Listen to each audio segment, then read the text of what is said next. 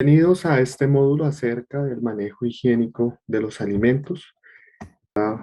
Hablar acerca de esto, como introducción tenemos entonces que la salud es un bien de interés público y como tal, o por lo tanto, es necesario que el Estado adopte medidas sanitarias necesarias para proteger la vida y la salud de las personas, y estas medidas son usadas o expedidas a través de los reglamentos, lo que nosotros conocemos como reglamentos técnicos, llamándose como tal decretos y resoluciones.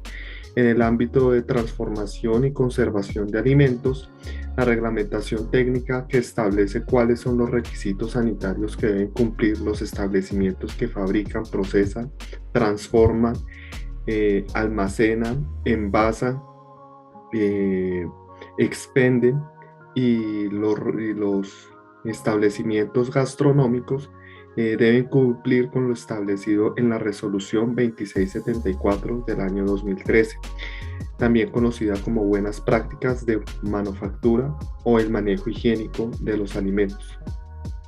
¿Cuál es el objetivo de esta normatividad? Básicamente es prevenir y controlar todos los riesgos que están asociados a la producción de alimentos. Hay diferentes tipos de riesgos y estos están clasificados como riesgos químicos, riesgos biológicos y riesgos físicos.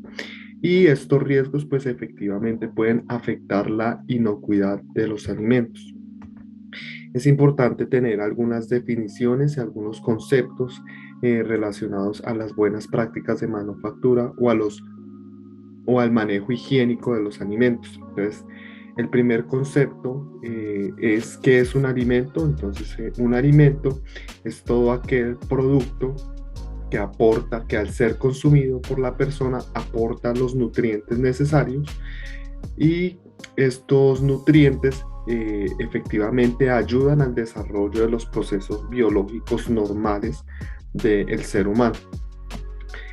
Los alimentos pueden clasificarse de diferentes maneras. Los podemos clasificar como alimentos perecederos y no perecederos.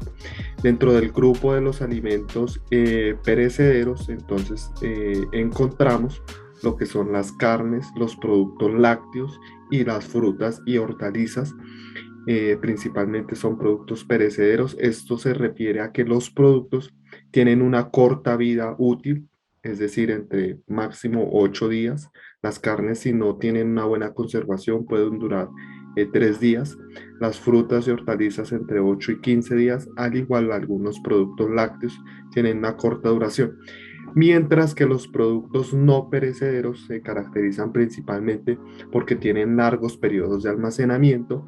Estos generalmente pues tienen un contenido de agua más bajo que digamos lo que son carnes, frutas y hortalizas, y por eso pues tienden a tener un periodo de vida útil mucho mayor que los alimentos perecederos. Otra forma de clasificar los alimentos es dependiendo de su función en el organismo. Entonces tenemos que algunos productos o alimentos tienen ciertas funciones características de su naturaleza. Entonces algunos son alimentos constructores, energéticos y reguladores. Los alimentos constructores se caracterizan porque permiten el desarrollo y el crecimiento, sirven para la construcción y la reparación de tejidos, y estos alimentos son característicos porque tienen un alto contenido de proteína. Entonces allí se encuentra lo que son carne, pollo, pescado, frijol, arveja. Los alimentos energéticos son los que aportan al organismo calorías o energía.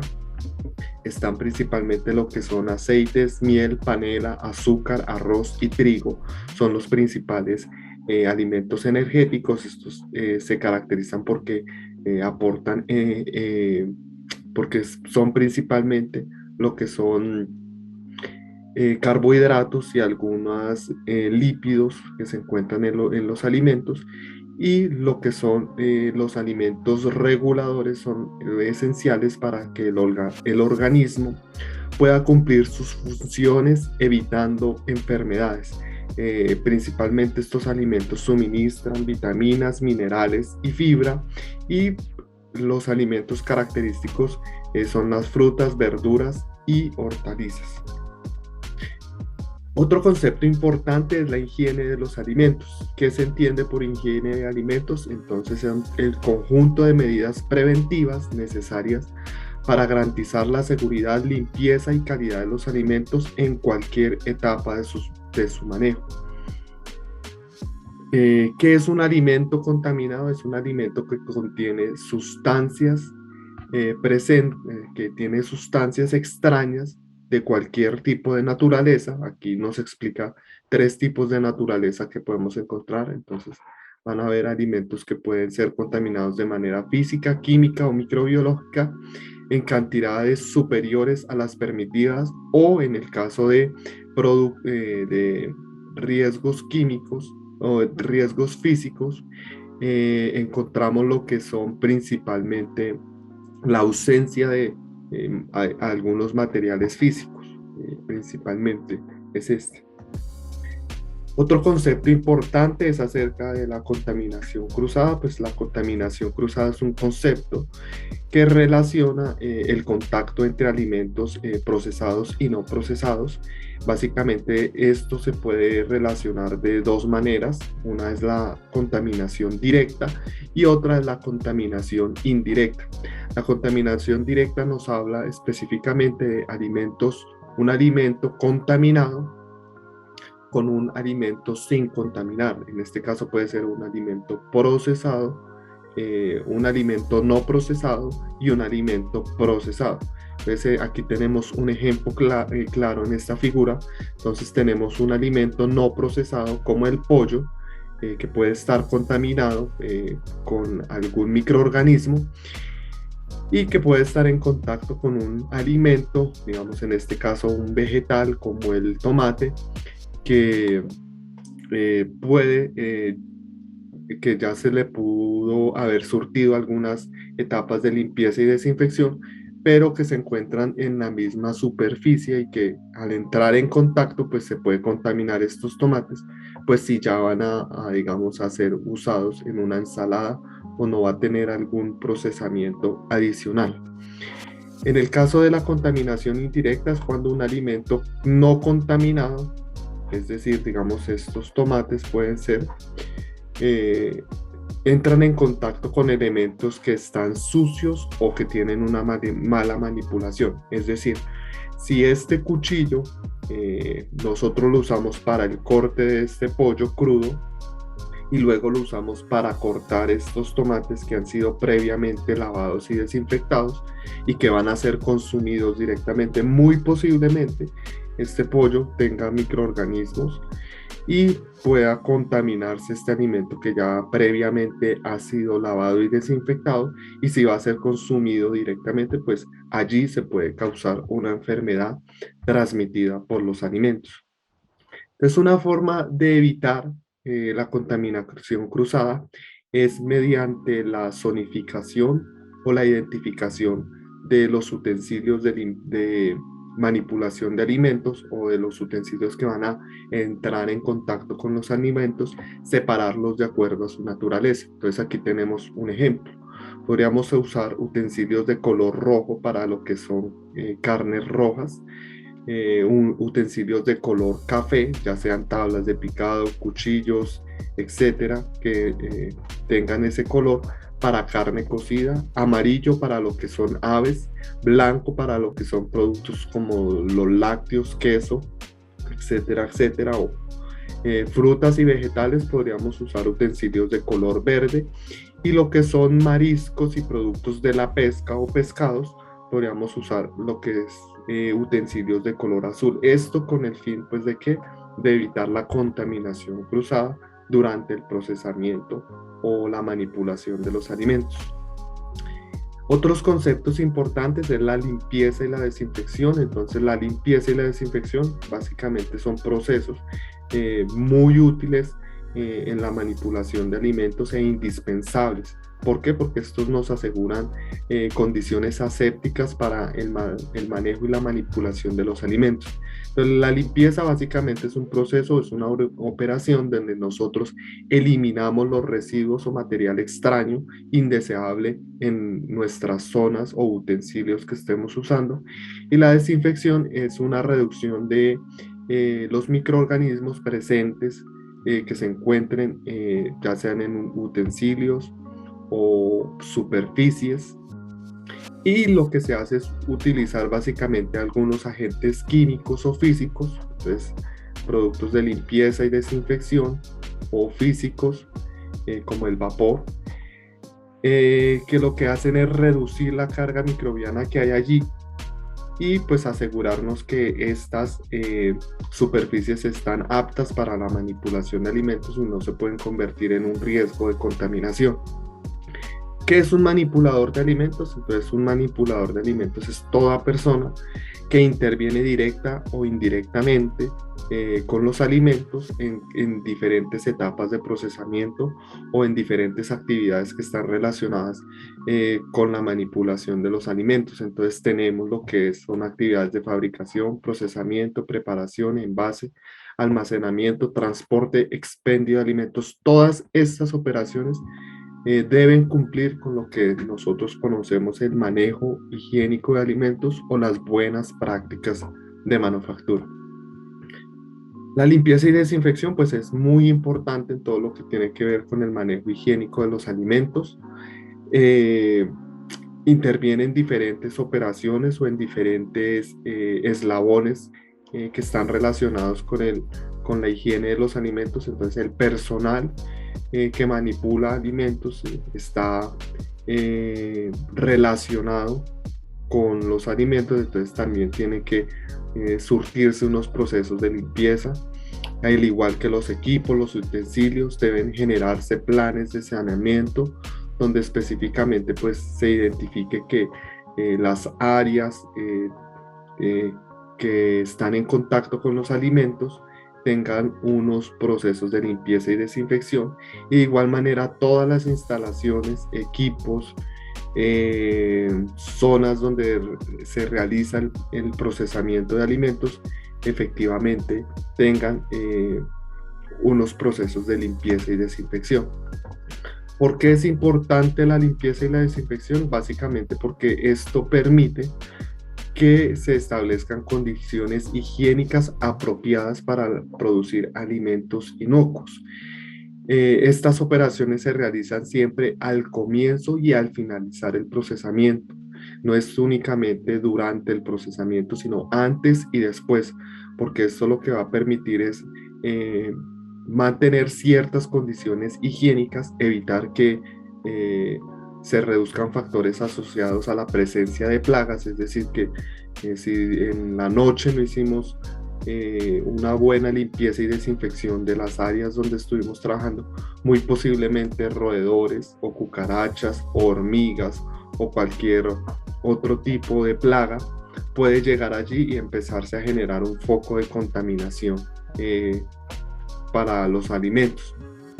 Reducir los riesgos de contaminación cruzada, esto nos permite, como lo veíamos anteriormente, reducir eso y ayudar a prevenir que efectivamente los alimentos que nosotros estemos produciendo puedan generar una enfermedad transmitida por los alimentos.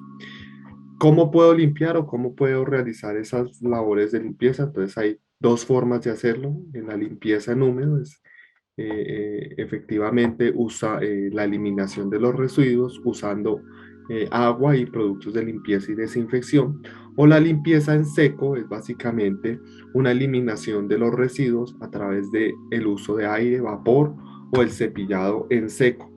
Estos procesos pueden realizarse en combinación, esto depende a las condiciones del proceso de producción que nosotros tengamos. ¿Cómo se puede realizar esa limpieza y desinfección? Entonces aquí hay 6 etapas específicas en cómo nosotros lo podemos realizar. Entonces está la prelimpieza, el preenjuagado, el lavado, el postenjuagado, la inspección y la desinfección. Entonces para la prelimpieza, esta etapa fácilmente es una etapa muy sencilla, consiste en levantar los residuos de los alimentos presentes sobre las superficies, equipos, utensilios, en todo lo que tiene que ver relacionado al contacto con los alimentos. Entonces, lo que buscamos es eliminar esos residuos grandes que se encuentran allí. mediante el uso de algunas, puede ser escobas o limpiones, lo realizamos de esta manera. Luego viene el preenjuague, que básicamente es humectar o colocar agua sobre las superficies.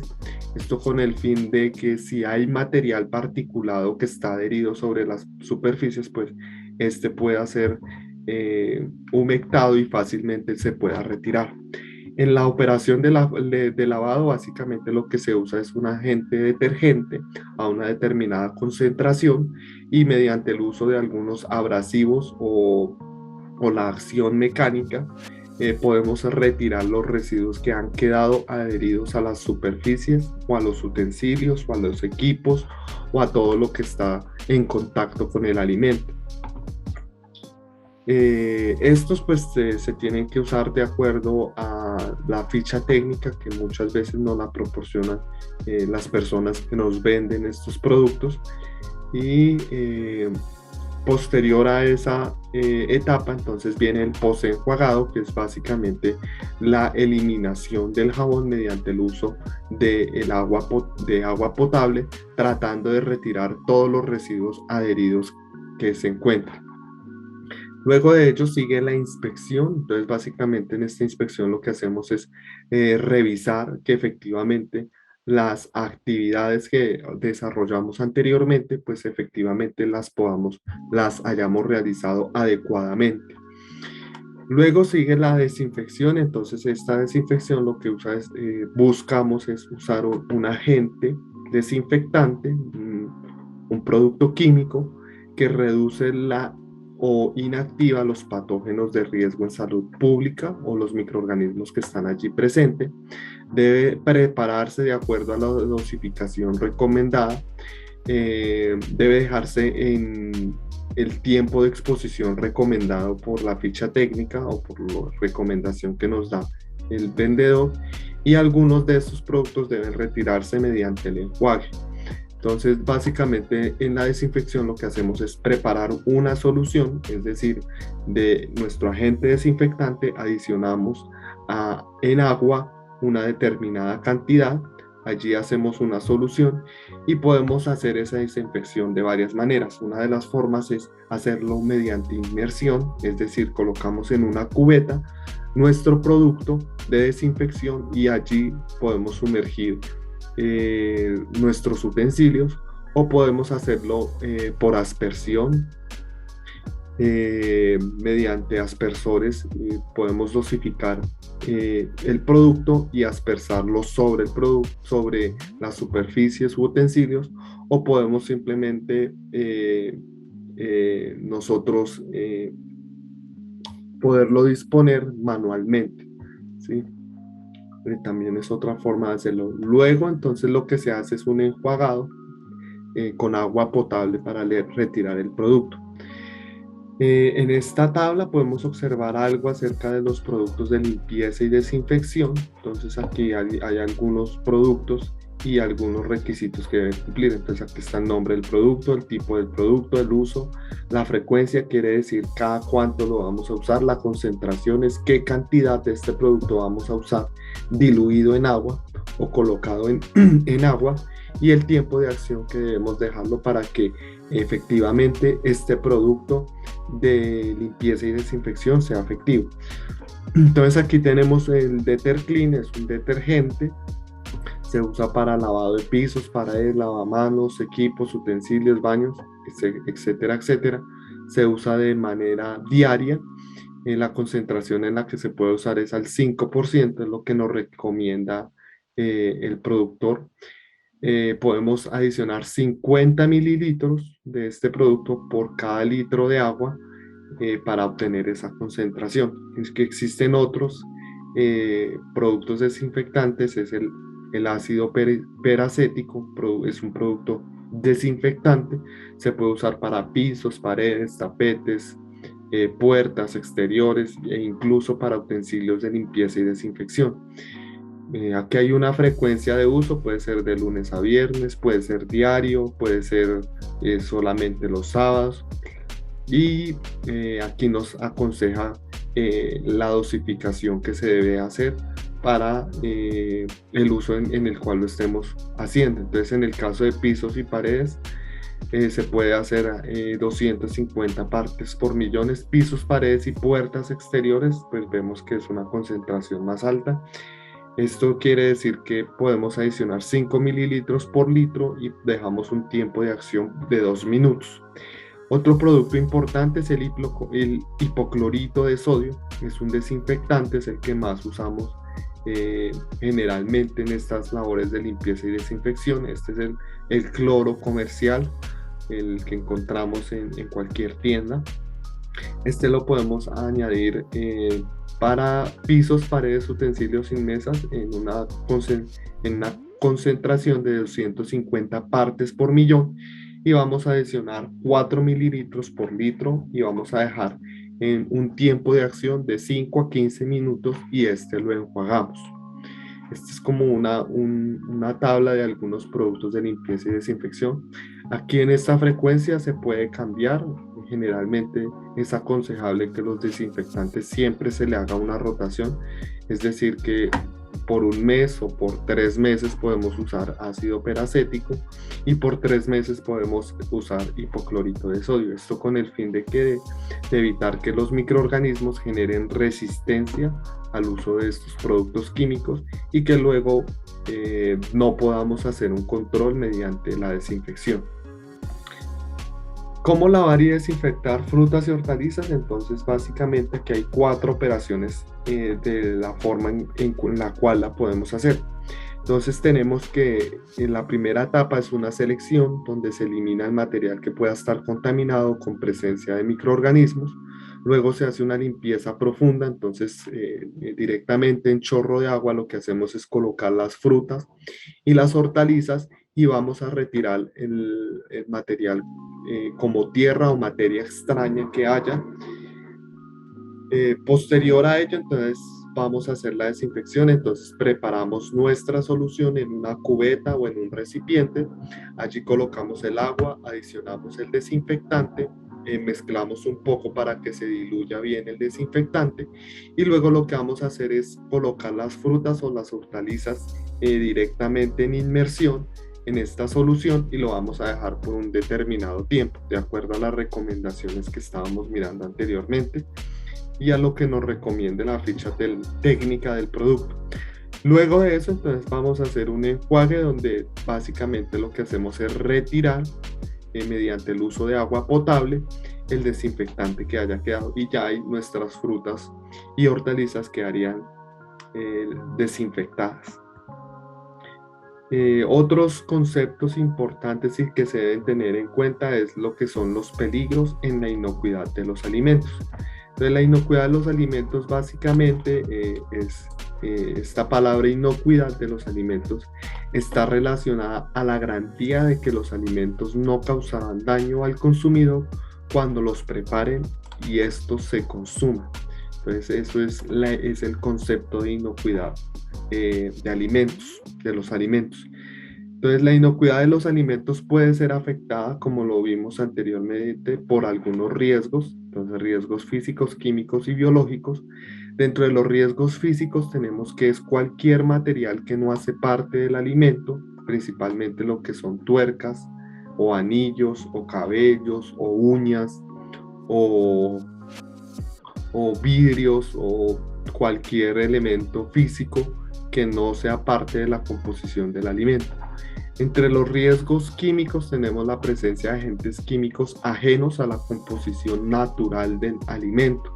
Es decir, si usamos tal vez jabones o desinfectantes en cantidades elevadas, podríamos contaminar tal vez nuestras superficies y al ponerlos en contacto, el alimento pueda ser contaminado.